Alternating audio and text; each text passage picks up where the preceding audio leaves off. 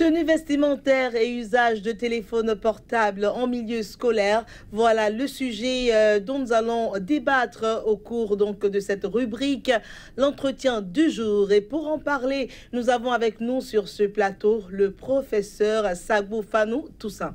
Professeur, bonjour. Bonjour Claire et bienvenue à toi et merci pour l'invitation que vous m'avez faite. Merci à vous aussi. Je rappelle, vous êtes professeur à la retraite, vous êtes consultant en éducation et donc vous êtes très bien placé pour nous parler de ce sujet-là. Alors, c'est quoi l'importance de la règle vestimentaire en milieu scolaire? Merci, le sujet est très important. Il est même plus d'actualité aujourd'hui qu'il y a quelques 10 ou 15 ans. L'importance de la tenue vestimentaire, surtout en milieu scolaire, vous devez comprendre que chacun qui rentre dans le domaine scolaire, dans les franchises scolaires, doit être vu comme un modèle. Le professeur est un modèle pour ses élèves. Les élèves entre eux-mêmes sont des modèles pour les autres. Par conséquent, la tenue vestimentaire doit être totalement différente de celle qu'on porte dans les ghettos, entre griffes, ou bien de celle qu'on porte dans les abords de rue pour courir par-ci, par-là. Elle doit être une tenue, pas forcément une tenue de plusieurs millions de CFA très coûteuse, non, mais une tenue simple, réglementaire, qui cache le corps. Parce qu'on ne s'habille pas pour être nu, mais on s'habille plutôt pour cacher ce qui ne doit pas être vu, ce qui est caché à la pudeur. Alors, dans le milieu scolaire, la chose se fait encore beaucoup plus importante que dans les milieux ordinaires. Par conséquent, quand on parle de tenue vestimentaire, nous prenons par exemple le cas de la fille ou de la femme. Elle ne doit jamais s'habiller de manière à exhiber ses seins ou bien de manière à exhiber ses rondeurs. Cela a un effet négatif sur l'apprentissage qui se fait dans ce milieu-là. C'est pour cela que j'estime que le thème est vraiment d'actualité, que c'est absolument important qu'on en parle. Parce que moi, je crois, j'ai eu à affronter cette situation pendant que j'étais encore en activité. Et je crois qu'aujourd'hui, le professeur à qui j'ai fait ce reproche, il a fini par me comprendre, on est devenus de très bons amis. Parce que ce n'est pas contre lui que j'avais des griefs, mais c'était contre sa présentation, sa tenue vestimentaire, qui réveillait comment dire, des débats, entre élèves. Voilà, entre élèves, des discussions, c'était trop curieux. Et l'élève, souvent, très souvent d'ailleurs, c'est le maître qui est son miroir, c'est le professeur qui est son miroir. Il a envie de copier tout ce que le professeur fait. Par conséquent, il faut que le professeur donne de bonnes choses à copier à l'élève. Et là, j'aimerais rebondir déjà sur la relation tenue vestimentaire en milieu scolaire et harcèlement sexuel. Ah oui, vous savez, le harcèlement sexuel, c'est dans tous les sens. Parce que ça, on ne le dit pas souvent. Quand on parle de harcèlement sexuel, on voit le professeur qui harcèle une fille. La fille n'accepte pas. Il fait usage de notes, il fait usage d'interrogations. Mais on oublie aussi qu'il y a des filles qui harcèlent des professeurs. Parce qu'aujourd'hui, il y en a de plus en plus jeunes parmi les professeurs. Très jeunes, élégants, et qui cherchent aussi leur âme sœur. À leur âme sœur. Voilà, donc il y a de ces élèves qui se disent, mais monsieur me va très bien, il est jeune, il n'est pas vieux, et puis bon, on pourrait peut-être aller s'il n'a pas.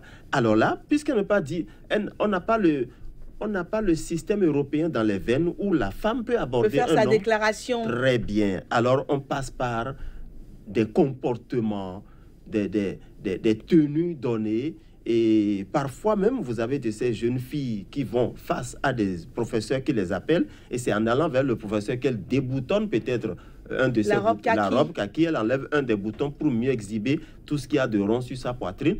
Donc, ceci dit, le harcèlement sexuel peut aller avec la tenue. C'est vrai que le professeur, généralement, on n'a pas besoin d'une tenue pour harceler une femme. Mais la femme peut harceler un homme de par sa tenue. C'est-à-dire ce qu'on appelle généralement en Europe l'attentat à la pudeur ou je ne sais pas quoi. La femme peut harceler. La femme peut atteindre la psychologie, le psychique de l'homme si cet homme n'a pas assez d'expérience pour se maîtriser. Devant une situation comme ça, s'il n'a pas assez de retenue pour passer le cap, il va peut-être commencer à penser plus à cette fille qu'à toutes les autres filles qui ne se comportent pas comme ça. Et là, bon, je ne dirais pas salut les dégâts, mais en avant pour les contacts intimes, ainsi de suite, ou bien les rencontres par-ci, par-là, ainsi de suite. Voilà, donc, harcèlement sexuel, ça peut aller aussi avec certaines tenues. Il y arrivait aussi quelquefois, hein, nous on a vu des élèves garçons qui sont allés faire la cour à leur professeur femme qui était très jeune, oui. très jeune alors, et c'est pas décrit. Hein. C'est oser hein, aller vers son professeur parce qu'elle est femme, lui faire la cour, c'est oser, mais c'est des choses qui arrivent. Et l'élève est un humain tout comme la femme professeure. La femme professeure très jeune, peut-être qu'elle aussi elle n'a personne, mais il n'est pas interdit que une femme de 40 ans épouse un homme de 30 ans, c'est courant. Donc un jeune homme de 20 ans peut être entiché par une femme jeune vacataire de 25 ans, 24 ans, 23 ans. Et mais là, ce qui est interdit, c'est que cet élève ait le culot d'aller voir ce professeur pour lui parler de ce que lui désire. Il peut attendre d'aller faire leur vie familière là, dehors, de l'école. En dehors de l'école. C'est là que c'est vraiment pointilleux. L'élève n'a pas cette audace. Et s'il a la malchance de tomber sur une jeune dame, une fille de fer qui n'admet pas ça du tout, mais elle peut s'en référer à l'administration du collège. Et c'est là que le jeune homme aura des problèmes. Ou alors tout simplement, s'il a la chance de tomber sur une femme qui sait donner des conseils, elle va l'amener vers lui pour lui dire, mais écoute, tu me fais la cour. Pourquoi? Elle va le raisonner, lui démontrer que c'est juste un effet psychologique qui va passer, c'est éphémère, c'est des sentiments comme ça qui sont arrivés. Donc, il faut qu'il se maîtrise et qu'il comprenne que la première femme à qui il doit faire la cour, ce sont ses études, ses cahiers, ses livres, ainsi de suite. Alors, voilà. Professeur, on va y revenir tout à l'heure, mais il y a l'autre phénomène également qui fait beaucoup parler de lui, l'utilisation du téléphone portable en milieu scolaire. Ça aussi, c'est un problème. Comment est-ce que cela vient influencer l'apprentissage des élèves? Mais je vais vous avouer tout de suite que le téléphone portable aujourd'hui, au lieu d'être un outil de communication, de travail, de recherche, est devenu tout simplement un drame. C'est un drame. Je pèse mes mots. Le téléphone portable est un drame. Ça varie selon les téléphones. Le téléphone, nous, on a seulement appel à recevoir, appel à émettre. Il n'y a pas de problème là. C'est moins grave. L'Android, c'est la catastrophe. Mais il y a deux choses.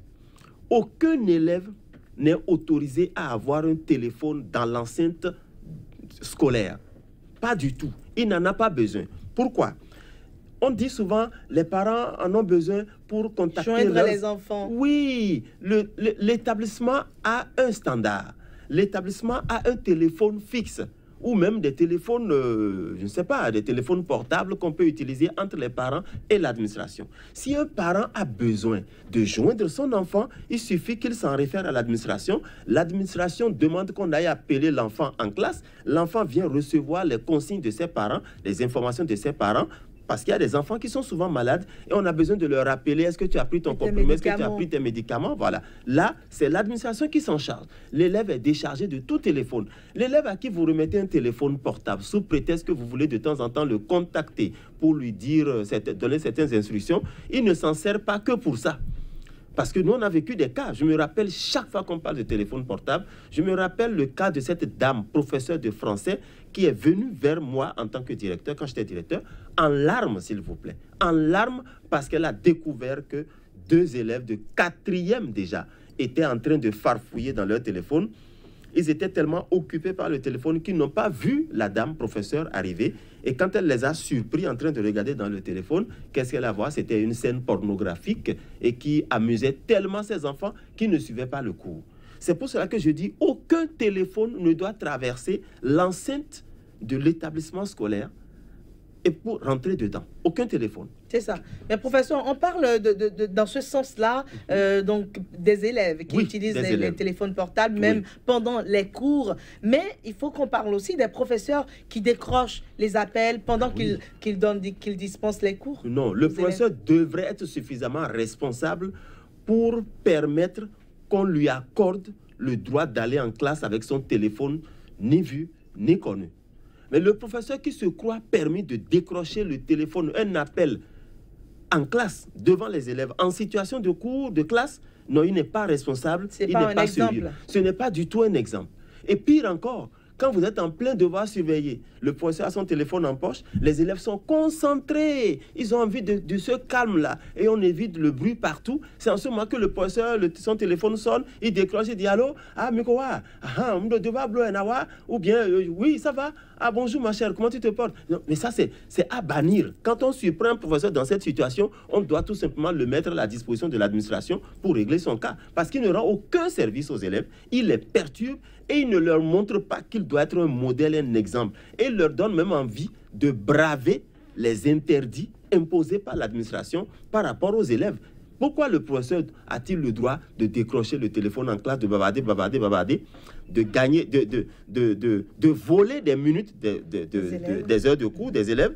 Et on va empêcher maintenant les élèves de prendre leur téléphone. Des élèves peuvent dire, je suis malade, ma maman est sortie, j'attends un appel de l'hôpital. Non. Donc, le professeur qui estime qu'il a une urgence, il peut s'entendre avec le surveillant, le censeur, et même le directeur, pour dire, s'il vous plaît, directeur, j'ai ma femme à l'hôpital. Et il se pourrait qu'on m'appelle d'ici là. Voilà que nous sommes en pleine surveillance. Je voudrais vous laisser mon portable ici. Dès que ça sonne, faites-moi signe.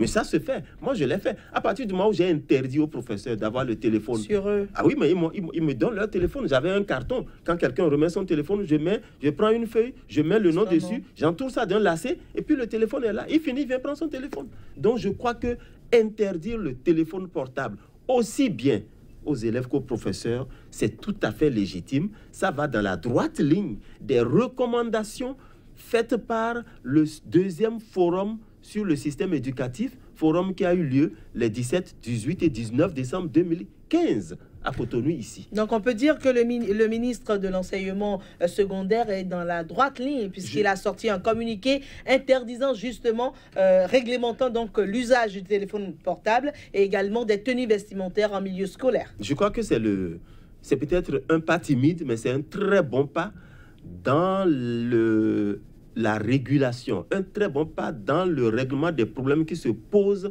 à l'école béninoise en général et ce qui se pose dans l'enseignement secondaire en particulier. Le ministre a vu juste et je suppose, ou plutôt je souhaite vivement que nous puissions voir l'application effective de cette règle-là et que chaque directeur soit dans son établissement un mini-ministre pour appliquer cette décision, que chacun fasse sienne cette décision du ministre, parce que ce n'est pas seulement pour le ministre, c'est pas le ministre qui va gagner dans ça, c'est tout le Bénin qui va gagner. C'est pas pour lui qu'il a sorti cette décision. Je crois que M. Maouyon Kapo est en train de démontrer ce qu'il nous a toujours dit. C'est un monsieur que j'ai connu pour l'avoir côtoyé un peu. Il a comment dirais-je, il a la mort dans l'âme quand il constate ce qui se passe dans le système éducatif aujourd'hui. Et on se disait, mais un jour, vous serez là, vous allez mettre en application un certain nombre de choses et je crois que le peuple vous suivra. Aujourd'hui, il est effectivement là. Je prie pour qu'il puisse effectivement sortir un certain nombre de choses qui vont permettre de redorer le blason du système éducatif béninois. C'est ça. Alors, professeur Sagbo Fanou Toussaint, dites-nous à quoi peut ressembler l'habillement des professeurs désormais en milieu scolaire. Pour finir, là, nous sommes à la fin de notre page invitée. Alors, vous savez, il y a plusieurs sortes de mauvais habillements.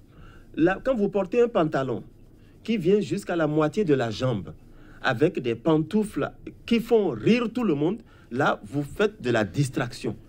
Vous êtes bien habillé, votre corps est couvert, mais vous habillez en comédie, en comique, en clown. Il ne faut pas s'habiller en clown pour venir en classe. Ça fait un. Deuxièmement, vous ne pouvez pas quitter votre maison avec ce qu'on appelle en anglais des silplaces, c'est-à-dire les dimaplons, là, les tapettes pour aller sous la douche. Vous ne pouvez pas venir avec ça. C'est aussi, ce que je dis est aussi valable pour l'école primaire. Vous ne pouvez pas venir avec un bomba délavé, avec des dimaplons en classe pour dire que vous voulez faire cours. Les élèves vont se dire, mais celui-ci n'est pas un repère parce que moi, je n'ai vu mon papa, jamais vu mon papa comme ça. Troisième élément, vous ne pouvez pas porter ce que les jeunes appellent aujourd'hui taille basse ou je ne sais quoi. Vous portez un pantalon, la ceinture est pratiquement sur vos fesses et on voit tous vos dessous. Vous avez piqué peut-être une chemise et vous faites le genou comme ça. Il suffit que le morceau de craie tombe, que vous ayez envie de ramasser ce morceau de craie et sous l'effet du tirage du pantalon, on voit ce qu'on ne devrait jamais voir. Donc, je crois qu'il y a des habillements réglementaires. On peut s'habiller très bien en tant qu'Africain sans être obligé de porter la veste avec des, je sais pas. Merci beaucoup, professeur Sagbo Fanou Toussaint. Merci d'avoir été là. C'est donc la fin de votre rubrique L'entretien du jour. Au revoir.